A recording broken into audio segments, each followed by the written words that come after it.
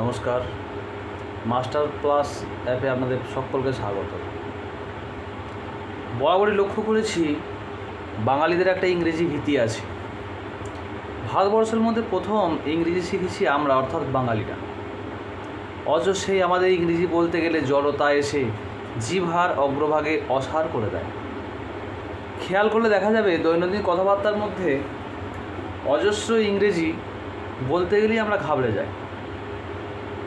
অথচ প্রতিনিয়তই ইংরেজি অনেক শব্দ আমরা ব্যবহার করে চলেছি। বলতে গেলেই মনে হয় এই বুঝি গ্রামারে ভুল হলো, এই বুঝি কনস্ট্রাকশনে গণ্ডগোল হলো, ইত্যাদি ইত্যাদি ইত্যাদি। তাই বলে ভয় পেয়ে চুপ করে থাকলে চলবে না। মনের ভাব ইংরেজিতে প্রকাশ করতে হবে এবং জোরে সঙ্গে কথা বলতে হবে। কথোপকথনের সময় গ্রামার বা কনস্ট্রাকশনে দু একটা ছোটোখাটো ভুল হলে সেটা ধর্তব্যের মধ্যে পড়ে না। একবার বলতে সাহস করে শুরু যদি করা যায়, আস্তে আস্তে ঠিক হয়ে যাবে। দরকার একটু সাহসের, আর সেই সাহস জোগানোর দায়িত্ব আমাকে দিয়েছেন আমাদের মাস্টার প্লাস অ্যাপের কর্ণধার মহাশয়। এই কোর্সটি আপনাকে ভাব প্রকাশ করতে সাহায্য করবে, সাহস করে একটু কথা বলতে সাহায্য করবে। তবে শুধু শুনলেই হবে না, রোজ একটু একটু করে লেসেনগুলো লিখে নিতে হবে এবং প্র্যাকটিস করতে হবে। বন্ধুর সঙ্গে হোক, কলিগের সঙ্গে হোক, বাড়িতে ভাই বোন আত্মীয় স্বজন না হলেও আপনাদের কলিগদের সঙ্গে মাঝে মধ্যেই এই ধরনের কথাবার্তা চালিয়ে যেতে হবে।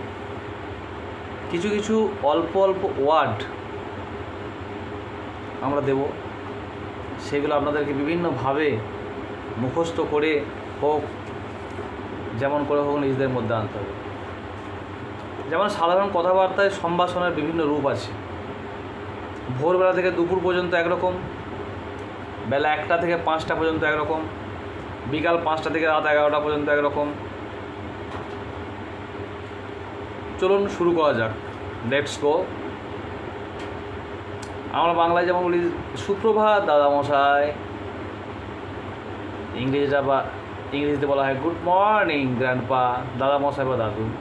গুড মর্নিং ড্যাড, বাবাকে বলা হয়, বা গুড মর্নিং মাই সন। আমরা কিন্তু এগুলো ইউজ করি না, আজ থেকে আপনাকে ইউজ করতে হবে। যেমন বেলা 1টা থেকে 5টা পর্যন্ত আমরা গুড আফটারনুন বলি। Good afternoon grandma,